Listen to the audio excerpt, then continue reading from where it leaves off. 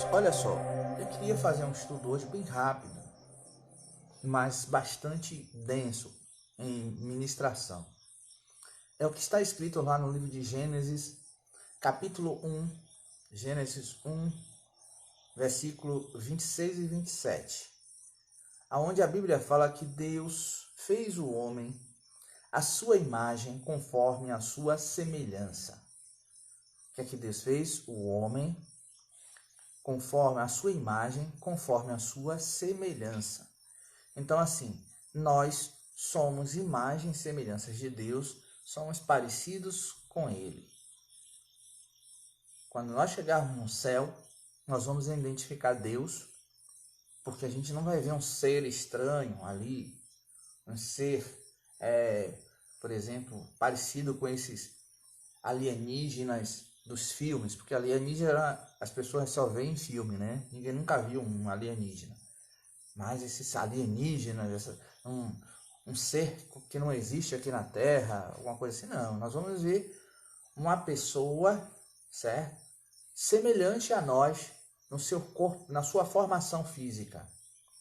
Cabeça, tronco, membros. E aí a ciência já, né, desde pequenininho a gente estudando a Bíblia não, estudando a ciência, a primeira coisa que a gente aprende é que o homem é cabeça, tronco e membros, não é isso? Deus nos fez assim. E Deus, ele é uma trindade. Ele é 3 em 1. É verdade.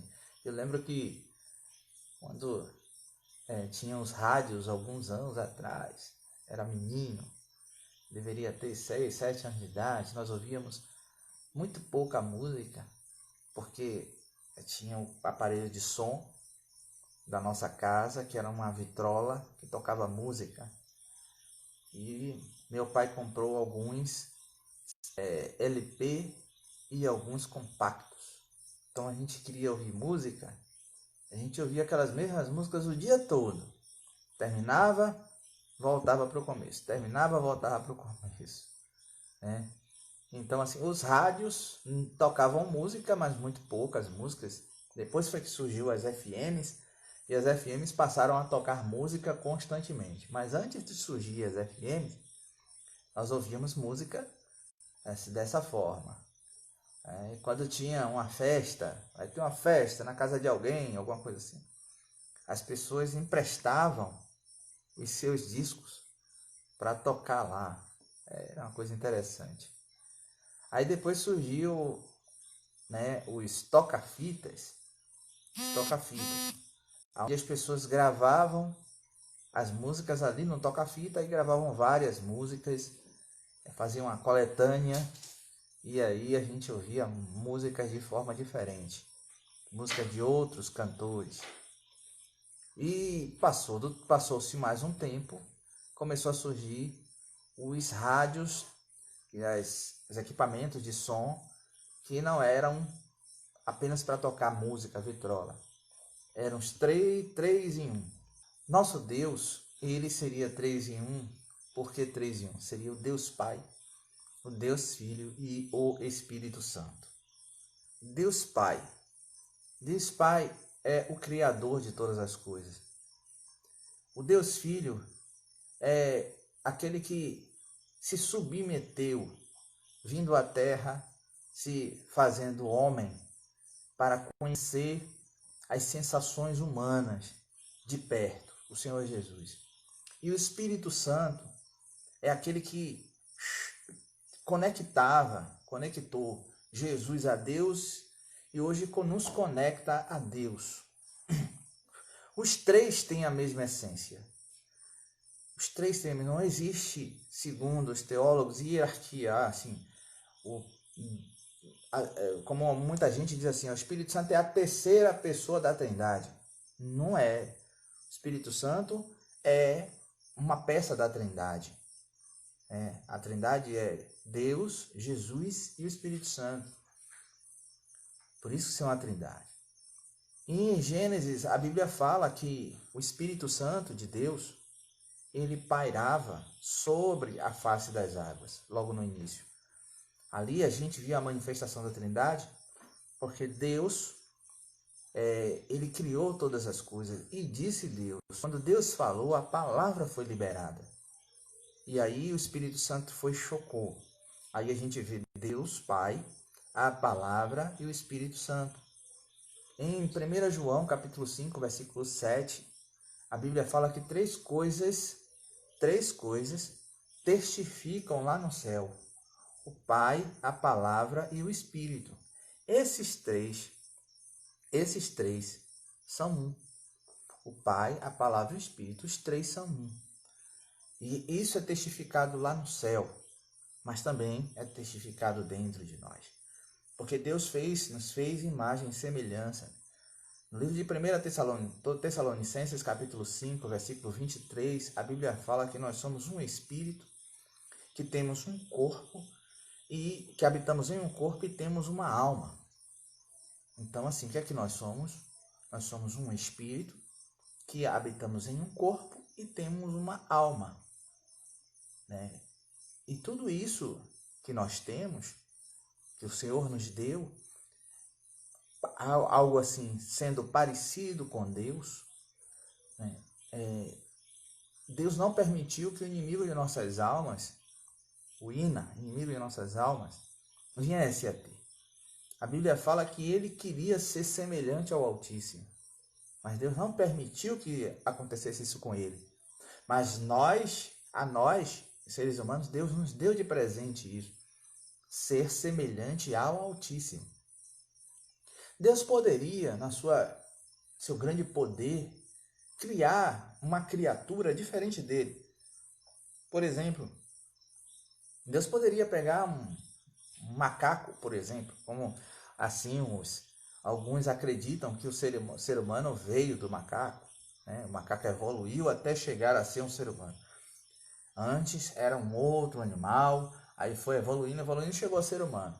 Só que eu só não consegui entender nessa teoria.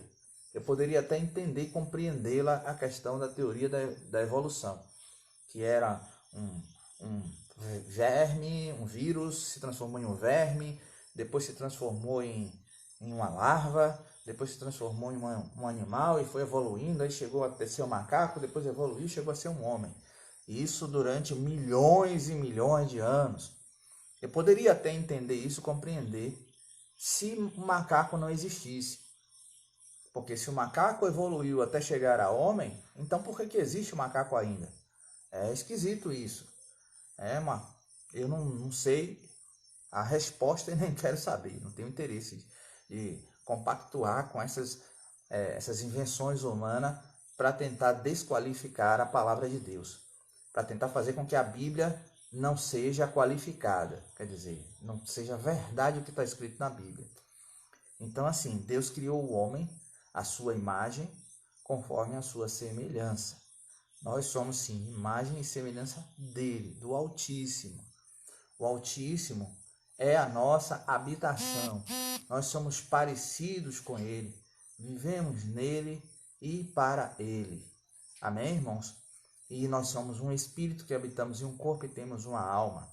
Com nossa alma, Deus nos fez, conforme está escrito no Salmo 146, versículo 1.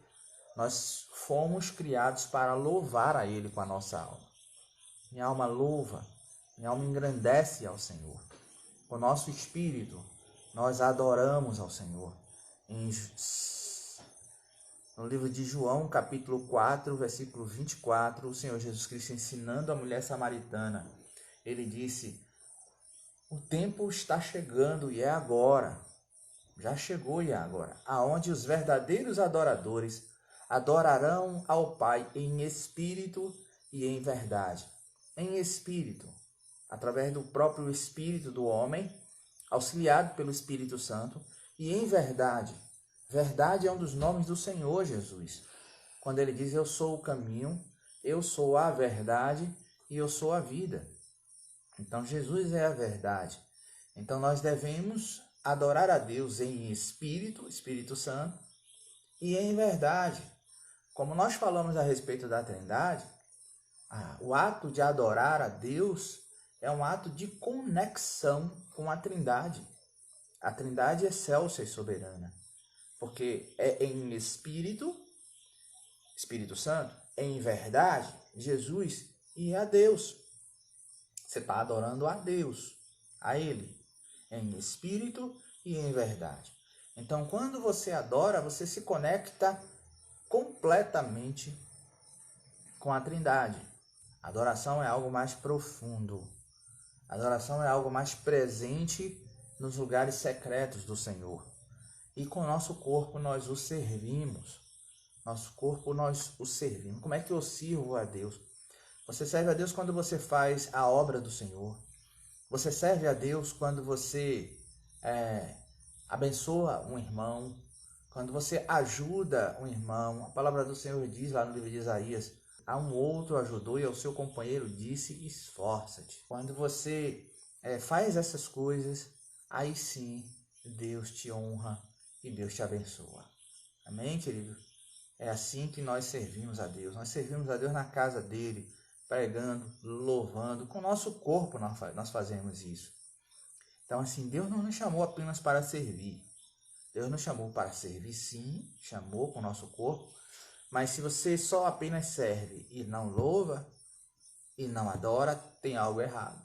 Se você é uma pessoa que louva e serve e não adora, também tem algo errado. E se você adora, só apenas adora, mas não serve a Deus e não o louva, também tem algo errado. Você tem que ser completo. A Bíblia fala que nós temos que ser completos em tudo, para experimentar a boa, perfeita e agradável vontade dele. Amém?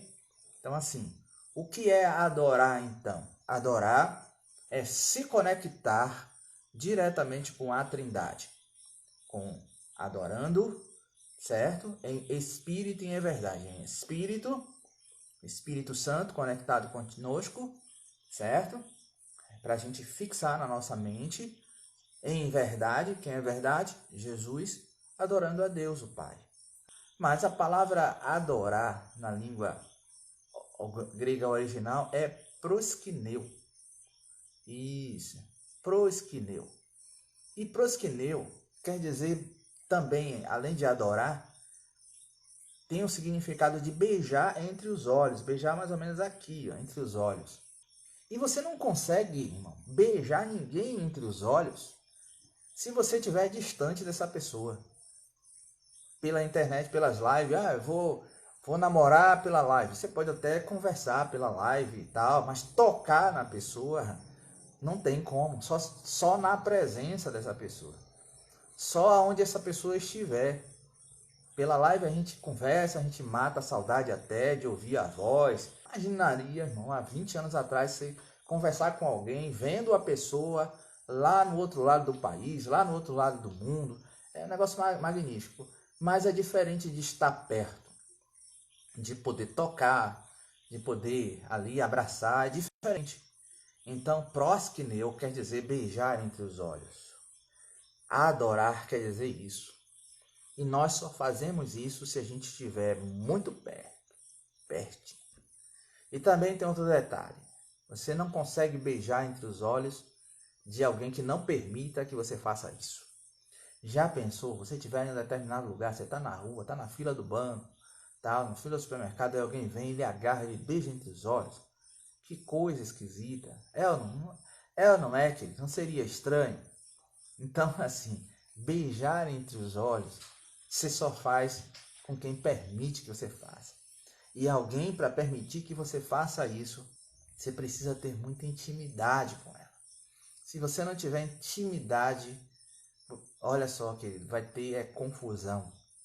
É ou não é? Mas Deus, Ele quer que você tenha intimidade. E Ele permite que você entre aonde Ele está, na recâmara do rei, como diz a palavra do Senhor.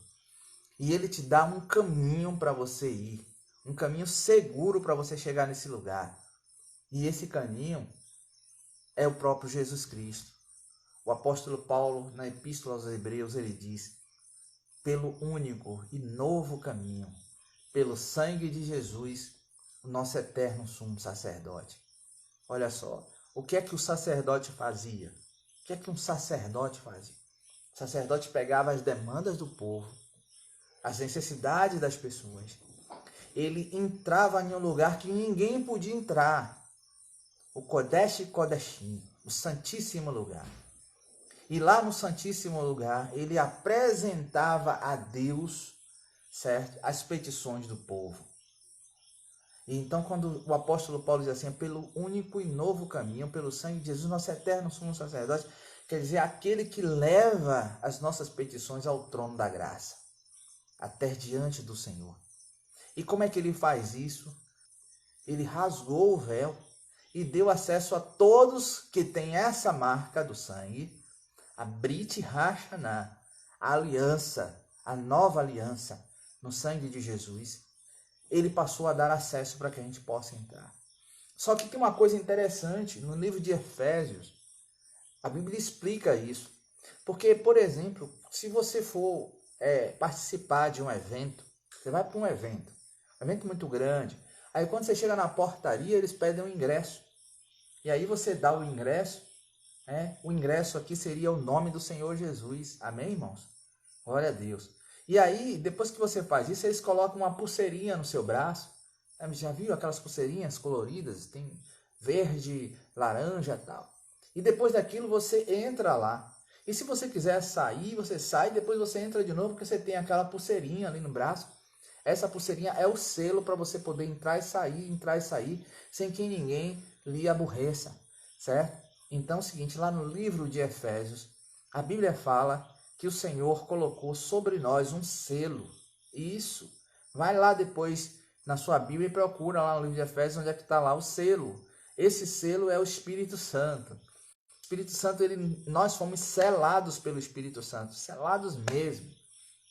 Amém? Para poder entrar no Santíssimo Lugar. Então foi colocado em nós, em nossas vidas, no nosso umbral, quer dizer, nosso menzuzá físico, que é nosso corpo, nossa alma, nosso espírito, no nosso ser, foi colocado uma marca, a marca do sangue.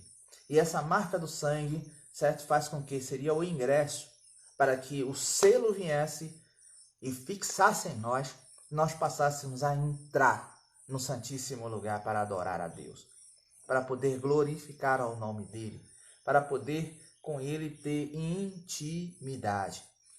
Mas quando você conhece a Deus, tem um conhecimento íntimo, ele permite que você entre na presença dele, você tem intimidade com ele, e em você é gerado vida e vida com abundância. Amém, irmãos? Porque todas as vezes que alguém tem intimidade com alguém, e quer dizer, um homem e mulher, claro, e existe fertilidade naquele momento, essas pessoas, elas engravidam, marido e mulher, eles engravidam e têm uma nova vida. Amém? Uma vida sendo gerada ali. E é isso que Deus quer para a sua vida. Que uma nova vida venha a ser gerada. Glória a Deus, venha a ser gerada. No livro de Oxéia, a palavra Oxéia é a mesma que Yeshua. E que é a mesma que Yehoshua. Todas as três palavras são nomes compostos, nome de pessoas, de gente. Oxéia, Oséias, Yeshua, Jesus, e Yehoshua, Josué. Quer dizer salvador, salvação, aquele que salva, certo? No capítulo 3, versículo 6, a Bíblia fala, conhecereis e prosseguireis em conhecer ao Senhor.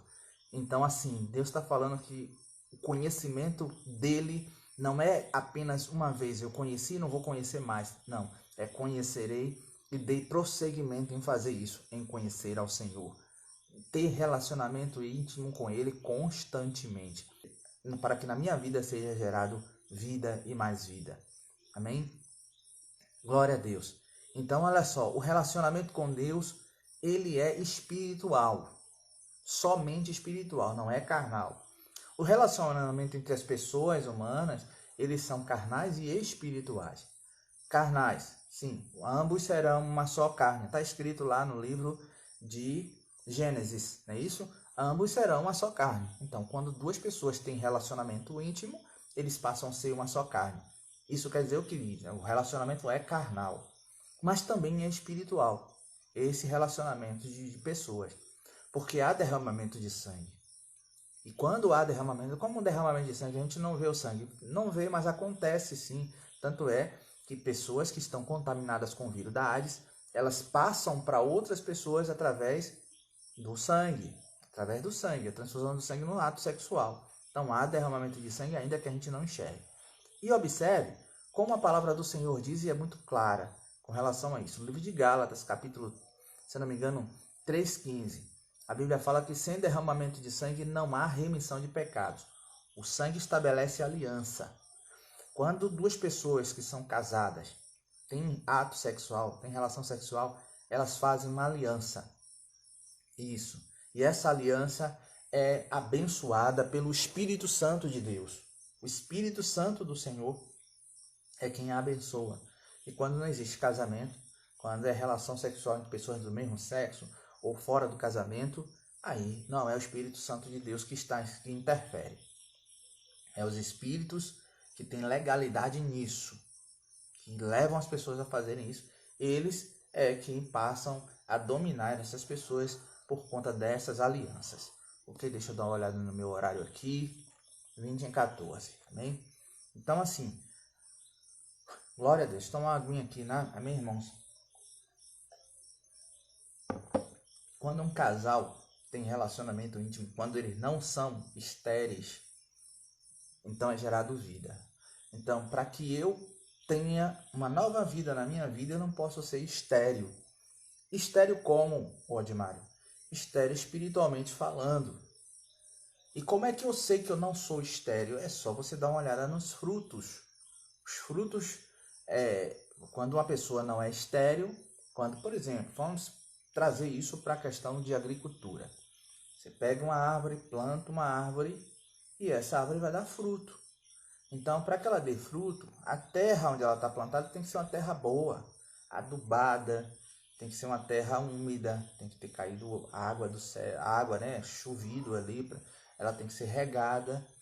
Mas, queridos, quando nós temos intimidade com Deus, Ele nos sara. E aí é que nos torna a nossa terra fértil. Que faz com que a gente seja sarado é a nossa terra fértil. Eu gostaria de te indicar esse livro, você que ainda não tem. Sararei sua terra. Sararei sua terra. Eu escrevi esse livro, a gente publicou ele e ele está aí ativo. Quem não tem é só me pedir. Eu estou aqui no interior, aqui em Santo Estevão, certo? Inclusive tem até uma irmãzinha aí que está na nossa live aí, a Nayara. Eu estou devendo a ela, a Tita, eu ia mandar esse livro. E, em nome de Jesus eu vou mandar para você, tá, querida? Esse livro aí. Se a presbítera Regina estiver aí conosco aí, né, e tiver algum livro com ela, né, passa para Nayara, tá? Um livro que não seja o seu, né, Regina? Glória a Deus. Então, esse livro aqui, a gente fala de sararei sua terra. Esse estudo que eu acabei de fazer está nesse livro. Você encontra na página 38 desse livro. Página 38. Vamos ver aqui.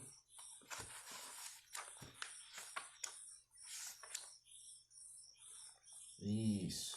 Olha aí. Cada parte do nosso ser tem uma função principal para Deus. Olha aí, uma função principal para Deus. Com a nossa alma nós louvamos ao Senhor. Louvai ao Senhor, ó minha alma. Louva ao Senhor. Salmo 146, verso 1. Com o nosso corpo nós servimos a Ele. Servi ao Senhor com alegria e entrai diante dele com cântico. E com o nosso espírito nós o adoramos. Adorai a Deus em espírito e em verdade. Porque Deus é espírito e aqueles que os adoram devem adorar em espírito e em verdade. Amém? Aí aqui a gente fala que adorar é diferente de louvar. Louvar é elogiar, bendizer, adorar é se relacionar, certo? Quando você adora a Deus, você se relaciona com Ele. E nós falamos o porquê. Amém, irmãos? Nós falamos o porquê em espírito e em verdade. Você adora a Deus em espírito, Espírito Santo e em verdade Jesus, a Trindade. Nós falamos isso.